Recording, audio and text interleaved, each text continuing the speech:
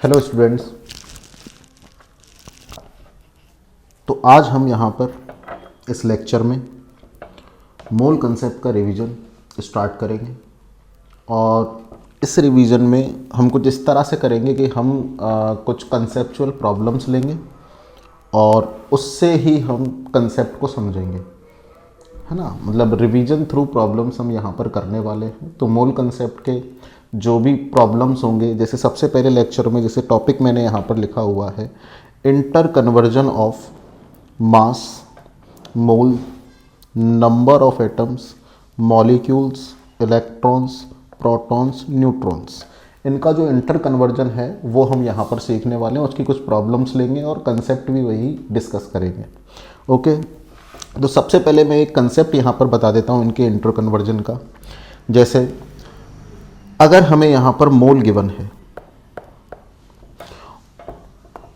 मास, next हम यहाँ पर ले सकते हैं मॉलिक्यूल्स, नेक्स्ट हम यहाँ पर ले सकते हैं वॉल्यूम एट एसटीपी।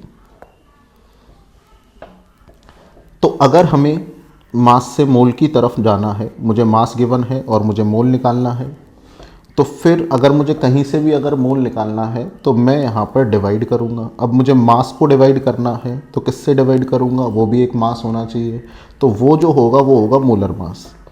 ऐसे ही अगर मुझे मोल से मास निकालना है तो फिर मुझे मल्टीप्लाई करना होगा और मुझे यहाँ पर मोलर मास से मल्टीप्लाई करना होगा। क्लियर। नेक्स्ट, अगर मुझे मॉलिक्यूल से मास निकालना है तो अगर मुझे मॉलिक्यूल से मोल निकालना है तो फिर मुझे डिवाइड करना होगा और वो हम डिवाइड करेंगे एवोगैड्रो नंबर से। और अगर मुझे मोल से मॉलिक्यूल्स निकालना है तो फिर हम मल्टीप्लाई करेंगे एवोगैड्रो नंबर से। क्लियर। ऐसे ही अगर मुझे volume at STP, standard temperature and pressure से अगर मोल निकालना है तो फिर हम डिवाइड करेंगे 22.7 लीटर से। और अगर मुझे मोल से वॉल्यूम निकालना है तो फिर हम मल्टीप्लाई करेंगे 22.7 लीटर से। क्लियर। तो यहाँ से वॉल्यूम जो है वो लीटर में आ जाएगा। अगर मुझे ml में निकालना है तो फिर जो वॉल्यूम है वो आ जाएगा 22700, उससे हमें मल्टीप्लाई करना होगा। अच्छा, मॉलिक्यूल से हम एटम्स भी निकाल सकते हैं। तो अगर मुझे मॉलिक्यूल से एटम्स निकालने हैं तो फिर मैं मल्टीप्लाई करूँगा जिसके भी एटम्स निकालने उसकी एटॉमिसिटी से। और अगर मुझे एटम से मॉलिक्यूल निकालना है तो फिर मैं यहाँ पर डिवाइड करूँगा एटॉमिसिटी से। क्लियर। तो फिर मैं यहाँ पर डिवाइड करूँगा एटॉमिसिटी से। ठीक है, तो इस पर अपन कुछ प्रॉब्लम्स देखते हैं, फिर हम यहाँ से समझेंगे कि भाई किस तरह से प्रॉब्लम्स को अटेम्प्ट किया जाता है। ओके, ठीक है। तो पहली प्रॉब्लम यहाँ पर है from 1 mole sample of iron, if 12.04 into 10 to the power 22 atoms are removed, then remaining number of moles will be। तो पहले आप अटेम्प्ट करिए और अटेम्प्ट करने के बाद में जो है इसका जो सॉल्यूशन है, उसकी जो अप्रोच है उसको आप समझिए। ठीक है, तो हम इसको अटेम्प्ट करते हैं। हमसे बोला गया है कि 1 मोल सैंपल है, उसमें से हम 12.04 इंटू 10 की पावर 22 एटम्स को रिमूव कर देते हैं, तो फिर जो रिमेनिंग नंबर ऑफ मोल्स होंगे वो कितने बचेंगे। तो हमें यहाँ पर समझना है कि पहले जो मोल हैं बिफोर जो मोल हैं वो है 1 मोल। क्लियर। और इसमें से रिमूव किए जा रहे हैं, तो जो रिमूव्ड है हमें एटम्स दिए हुए हैं तो हम उसको मोल्स में कन्वर्ट कर लेंगे। तो रिमूव्ड मोल्स हो जाएंगे 12.04 इंटू 10 की पावर 22।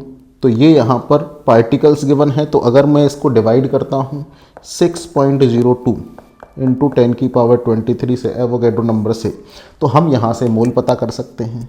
तो ये जो मोल है वो यहाँ पर कितना आ जाएगा, ये 2, और ये जो है 10 की पावर -1, तो ये आ जाएगा 0.2 मोल। तो 0.2 मोल यहाँ से रिमूव हुए हैं, तो जो रिमेनिंग मोल्स होंगे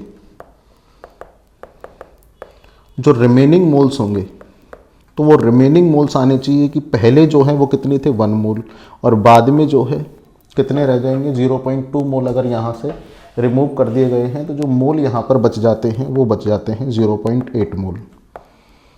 क्लियर? तो ये आपको समझ में आया होगा। ऐसी ही एक और प्रॉब्लम लेते हैं। ठीक है, अगली प्रॉब्लम ये, total number of atoms in 5 moles of C6H12O6, ये हमें गिवन है। तो पहले आप इसको अटेम्प्ट करिए, हर प्रॉब्लम को आप खुद से अटेम्प्ट करिए, उसके बाद में अपना आंसर मैच करिए, सॉल्यूशन देखिए, और उसकी करेक्ट अप्रोच क्या होगी, है ना, जो सिंपल अप्रोच होगी वो मैं आपको यहाँ पर बताऊँगा। क्लियर?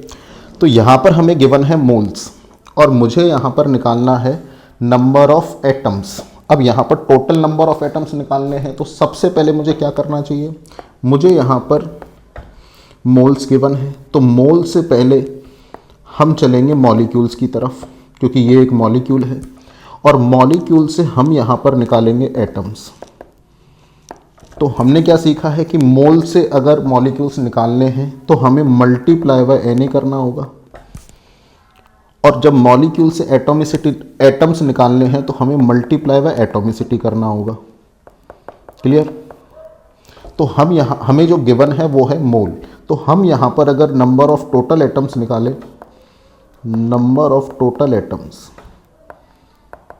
तो नंबर ऑफ टोटल एटम्स यहाँ से आएंगे 5 मोल हैं, multiply by Na multiply by atomicity.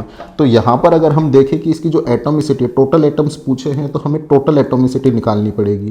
तो यहाँ पर कार्बन के 6 एटम हैं, हाइड्रोजन के 12 एटम हैं और ऑक्सीजन के 6 एटम हैं। तो टोटल जो एटॉमिसिटी होगी मॉलिक्यूल में वो हो जाएगी 24। क्लियर? तो अगर मैं इसको सॉल्व करता हूँ तो ये यहाँ पर आ जाएगा 120 Na। क्लियर? तो इसका जो करेक्ट ऑप्शन हो जाएगा वो हो जाएगा ऑप्शन सी। क्लियर? ठीक है, नेक्स्ट प्रॉब्लम हम यहाँ पर लेते हैं। ठीक है, नेक्स्ट प्रॉब्लम है calculate total number of neutrons in 10 gram atom sample of deuterium. तो इसको आप अटेम्प्ट करिए और फिर उसके बाद में जो है इसका करेक्ट अप्रोच जानने के लिए इसका सॉल्यूशन आप देखिए। ठीक है, तो यहाँ पर हमको गिवन है, यहाँ पर हमको जो गिवन है वो है 10 ग्राम एटम। अब पहले ये समझते हैं कि ग्राम एटम का क्या मतलब है। तो मैं आपको ये बता देता हूँ कि अगर कभी भी ग्राम एटम, ग्राम मॉलिक्यूल, ग्राम आयन, ऐसा कुछ भी साथ में लिखा जाता है ग्राम के, तो इन सब का मतलब मोल ही होता है। क्लियर? तो अभी यहाँ पर जो हमें गिवन है वो गिवन है 10 ग्राम एटम, इसका मतलब मुझे 10 मोल गिवन है ड्यूटेरियम। अब ये ड्यूटेरियम क्या होता है, ये हाइड्रोजन का आइसोटोप होता है। तो हाइड्रोजन का जो आइसोटोप है वो है 1H2। क्लियर? तो अब मुझे यहाँ पर देखना होगा कि भाई मुझे यहाँ पर 10 ग्राम एटम, 10 ग्राम एटम जिसका मीनिंग है 10 मोल, और 10 मोल मुझे क्या गिवन है, ड्यूटेरियम गिवन है, 1H2 गिवन है। तो फिर मुझे यहाँ पर न्यूट्रॉन्स निकालने, तो मुझे पहले चलना चाहिए कि 10 मोल में कितने ड्यूटेरियम होंगे। तो अगर मुझे यहाँ पर पार्टिकल्स निकालने होते हैं तो मैं मल्टीप्लाई करता हूँ Na से। क्लियर? तो अगर मैं इसको Na से मल्टीप्लाई करता हूँ तो Na से जब इसको मल्टीप्लाई करेंगे तो फिर ये आ जाएगा 10 Na। क्लियर?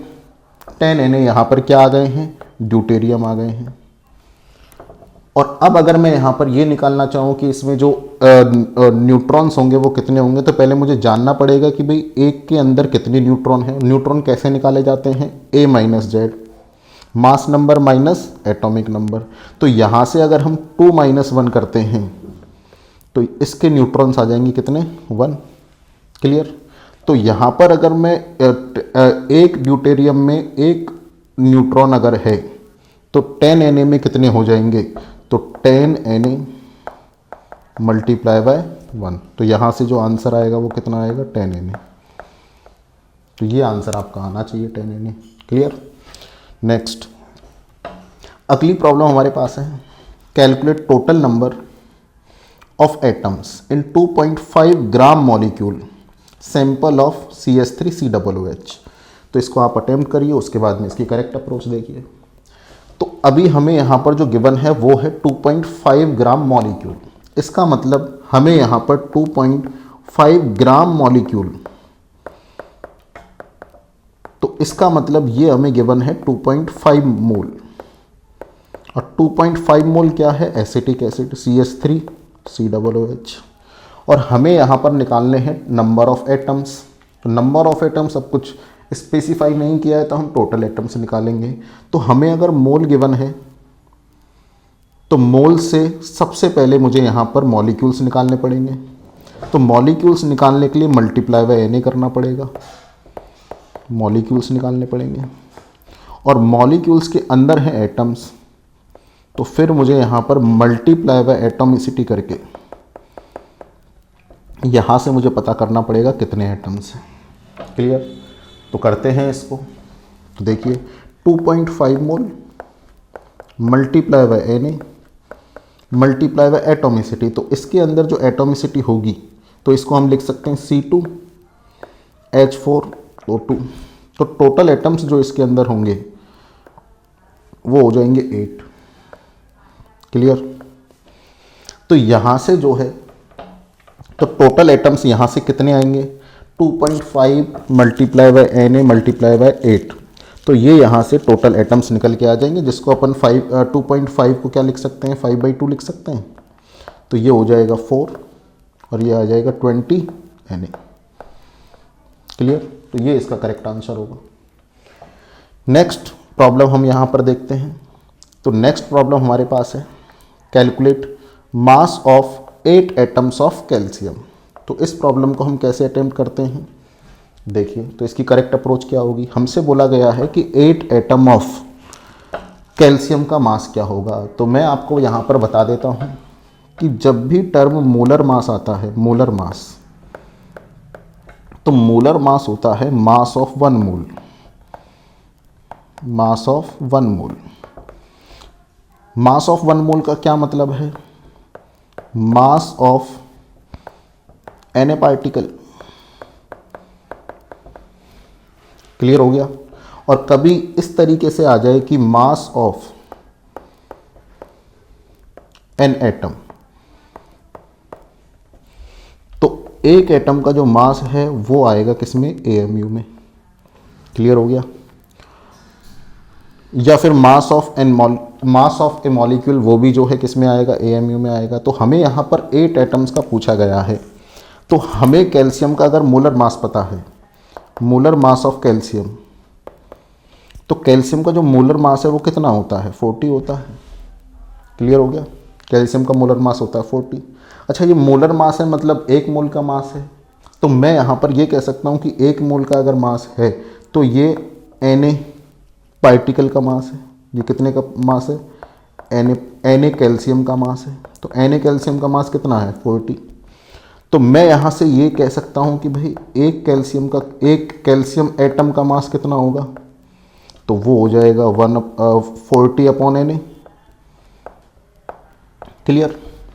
और अगर मैं यहाँ से ये निकालता हूँ कि भाई 8 है ना, 8 कैल्शियम का मास कितना हो जाएगा? तो 40/Na इंटू 8। क्या इतनी बात क्लियर है? क्या इतनी बात क्लियर है? ठीक है। तो यहाँ से ये जो है, तो ये जो टोटल अगर हम करते हैं तो ये टोटल कितना आ जाएगा? ये आ जाएगा 320 AMU। ये जो है वो कितना आ जाएगा? 320 AMU, क्योंकि हम एटम का मास यहाँ पर निकाल रहे हैं। अच्छा, अगर मुझे ग्राम में पूछा जाता है तो ये ध्यान रखें कि 1 AMU इज इक्वल टू होता है 1/Na ग्राम। तो अगर हम इसको ग्राम में कन्वर्ट करना चाहें तो वो भी हम इसको ग्राम में कन्वर्ट कर सकते हैं। क्लियर हो गया? ठीक है। नेक्स्ट प्रॉब्लम की तरफ अपन चलते हैं। नेक्स्ट प्रॉब्लम है calculate total number of neutrons in 115 AMU of sodium. ये हमें यहाँ पर गिवन है। इस बार हमें 115 AMU ऑफ सोडियम गिवन है। तो अगर मैं यहाँ पर AMU यहाँ पर गिवन है तो ये देखते हैं तो इसको कैसे अटेम्प्ट करते हैं, इसकी करेक्ट अप्रोच क्या होगी। तो यहाँ पर देखिए कि 1 एटम ऑफ सोडियम तो यहाँ से ये पता लग रहा है कि कितना AMU होगा, 23 AMU। क्लियर हो गया। तो अब हम यहाँ पर पता लगा लेते हैं कि इसके अंदर कितने एटम्स होंगे 115 AMU में। तो इसका मतलब अगर मुझे ये पता करना है कि नंबर ऑफ एटम्स, पहले एटम्स की हम बात करते हैं, atoms of sodium in 115 AMU, तो ये कितना आएगा भाई, एक एटम में 23 AMU है, तो अगर मुझे 115 AMU में निकालना है तो डिवाइडेड बाय 23 कर देना चाहिए। तो यहाँ से जब हम कैलकुलेट करते हैं तो वो कितने एटम्स आ जाएंगे, वो आ जाएंगे 5 एटम्स। क्लियर। तो अगर मैं यहाँ पर number of neutrons in 1 Na निकालता हूँ तो ये कितना आ जाएगा, ये आ जाएगा A-Z, और A की वैल्यू यहाँ पर कितनी है मास की, वो है 23, और एटॉमिक नंबर कितना है 11, तो ये कितना आ जाएगा 12। तो एक एटम में 12 हैं, तो अगर मुझे यहाँ पर 5 एटम में निकालने हैं तो number of neutrons in 5 atom, तो एक एटम में 12 है तो 5 में कितने हो जाएंगे 12 इंटू 5, तो ये जो है वो कितना आ जाएगा 60 न्यूट्रॉन्स यहाँ से आ जाएंगे। क्लियर। तो ये आपको क्लियर हुआ होगा। नेक्स्ट प्रॉब्लम हम यहाँ पर देखते हैं। तो नेक्स्ट प्रॉब्लम है calculate number of gram molecules of CH4 in its 800 AMU sample. Clear. तो ग्राम मॉलिक्यूल का मतलब है मुझे मोल यहाँ पर कैलकुलेट करने हैं। क्लियर हो गया। ग्राम मॉलिक्यूल का मतलब है मुझे यहाँ पर मोल कैलकुलेट करने हैं। तो अब मुझे मोल कैलकुलेट करने हैं, मुझे यहाँ पर मास गिवन है, तो मैंने यहाँ पर सीखा है कि अगर मुझे मास ग्राम में मिल जाए तो मैं मोलर मास से डिवाइड करके मोल पता कर सकता हूँ। लेकिन मुझे जो मास गिवन है वो गिवन है 800 AMU। तो अगर मैं इसको मोलर मास निकालता हूँ तो क्या AMU को ग्राम में कन्वर्ट कर सकता हूँ? तो ग्राम में कन्वर्ट करने के लिए मैं Na से 1/Na से मल्टीप्लाई कर दूँ तो ये किस में आ जाएगा, ग्राम में आ जाएगा। क्लियर। और अब मैं यहाँ से निकालना चाहता हूँ ग्राम मॉलिक्यूल, मतलब मैं यहाँ से मोल निकालना चाहता हूँ।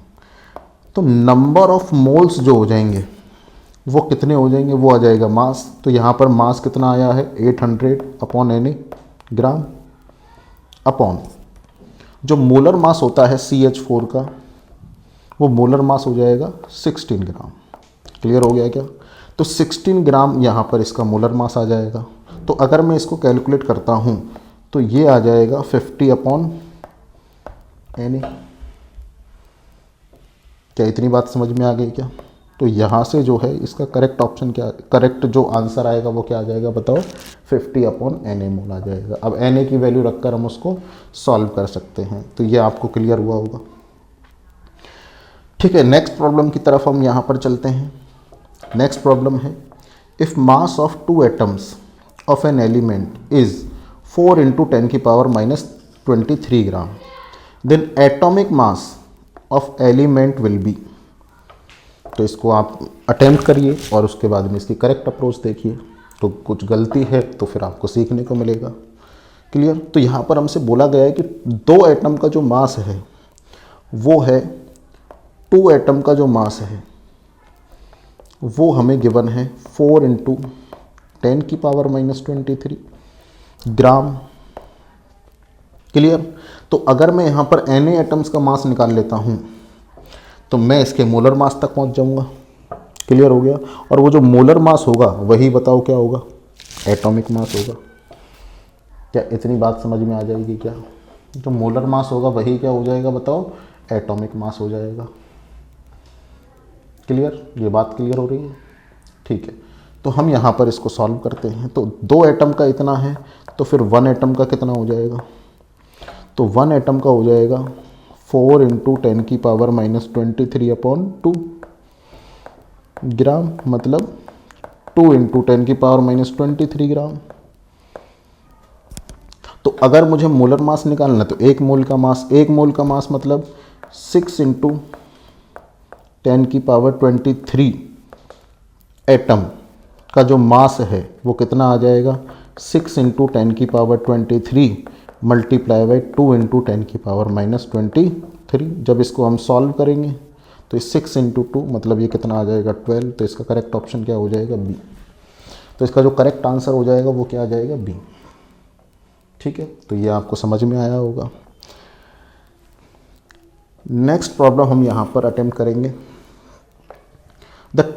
The number of carbon atoms present in a signature written by carbon pencil, जिसका मास जो है वो कितना गिवन है 1.2 इंटू 10⁻³ ग्राम इज।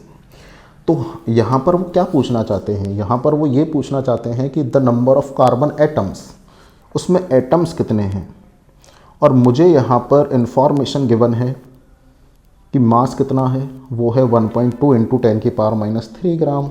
ठीक है, तो अगर मुझे मास गिवन है तो मास से पहले मुझे मोल तक पहुंचना पड़ेगा और मोल से मुझे फिर एटम्स तक पहुंचना पड़ेगा। क्लियर। तो जब मैं मास से मोल तक पहुंचता हूं तो मैं डिवाइड करूंगा कितने से, इसके मोलर मास से, और मोल से जब मैं यहाँ पर एटम्स तक पहुँचूंगा तो मुझे मल्टीप्लाई करना पड़ेगा। किससे मल्टीप्लाई करना पड़ेगा, एटॉमिसिटी से मल्टीप्लाई करना पड़ेगा। क्लियर। ठीक है, तो हम यहाँ पर अटेम्प्ट करते हैं। तो जैसे हम डायरेक्ट यहाँ पर लिखते हैं कि नंबर ऑफ एटम्स मुझे निकालने हैं, तो मुझे क्या गिवन है, मास गिवन है 1.2 इंटू 10⁻³ जैसा मैंने यहाँ पर लिखा है वैसे ही अपन यहाँ पर सॉल्व करते हैं। जैसे डिवाइडेड बाय मोलर मास, तो कार्बन का मोलर मास होता है 12, इसके बाद हम ये मल्टीप्लाई करना पड़ेगा। क्लियर हो गया क्या। और एटॉमिसिटी क्या होगी बताओ, 1 ही होगी। तो ये जो आ जाएंगे वो कितने आ जाएंगे 10⁻⁻4 Na। और अगर इसको हम आगे सॉल्व करना चाहते हैं 6 इंटू 10⁻23, तो ये यहाँ से निकल के आ जाएगा 6 इंटू 10⁻19 एटम्स। क्लियर। ठीक है, नेक्स्ट प्रॉब्लम हम यहाँ पर देखते हैं, वो है the mass of nitrogen present in 3 gram of urea is. Nitrogen का मास हमसे पूछा गया है किसमें, 3 ग्राम ऑफ यूरिया में। ठीक है, तो इसको अपन अटेम्प्ट करते हैं। तो सबसे पहले ये देखते हैं कि भाई यूरिया, तो यूरिया क्या होता है, यूरिया होता है NH2 CONH2। क्लियर। जिसको हम क्या लिख सकते हैं, इसको हम N2H4CO लिख सकते हैं। क्लियर हो गया। अब हमसे बोला गया कि 3 ग्राम यूरिया में जो नाइट्रोजन का मास है वो कितना होगा। तो यहाँ पर देखते हैं हम। तो सबसे पहले अगर हम यहाँ पर यूरिया के मोल निकालें कि मोल्स ऑफ यूरिया, तो यूरिया के मोल्स कितने हो जाएंगे, मास कितना गिवन है 3 ग्राम। ठीक है, और मोलर मास यूरिया का जब हम इसका मोलर मास निकालते हैं तो वो कितना आता है 60 आता है। तो ये 60, तो ये जो है वो कितना आ जाएगा 1/20 मोल। क्लियर। तो अब अगर मैं यहाँ से नाइट्रोजन के मोल निकालना चाहता हूँ कि मोल्स ऑफ नाइट्रोजन, तो यहाँ से 1/20 मोल इनटू नाइट्रोजन की एटॉमिसिटी कितनी है 2, तो इसको मैं 2 से मल्टीप्लाई कर दूँ तो ये आ जाएगा 1/10 मोल। 1/10 मोल किसके होंगे, नाइट्रोजन के होंगे। तो अब मैं यहाँ से नाइट्रोजन का मास निकाल सकता हूँ। तो अगर मुझे मास ऑफ नाइट्रोजन निकालना है तो मोल इनटू मोलर मास, तो जिसका मुझे मास निकालना मैं उसका मोलर मास रखूँगा। तो नाइट्रोजन का जो मोलर मास होता है वो नाइट्रोजन का मोलर मास कितना होता है 14। तो यहाँ से जब इसको हम कैलकुलेट करते हैं तो वो कितना आ जाएगा 1.4 ग्राम। क्लियर। तो इसका जो करेक्ट ऑप्शन हो जाएगा वो क्या हो जाएगा, डी हो जाएगा। यहाँ तक बात क्लियर है। ठीक है, तो ये जो हमने आज सीखा है वो सीखा है inter conversion of mass, mole, number of molecules, atoms, electrons, protons, neutrons, है ना। मतलब जो भी पार्टिकल्स हैं उनके इंटर कन्वर्जन के जो कंसेप्ट होते हैं उसको मैंने प्रॉब्लम्स के थ्रू आपको यहाँ पर रिवाइज करवाया है। क्लियर।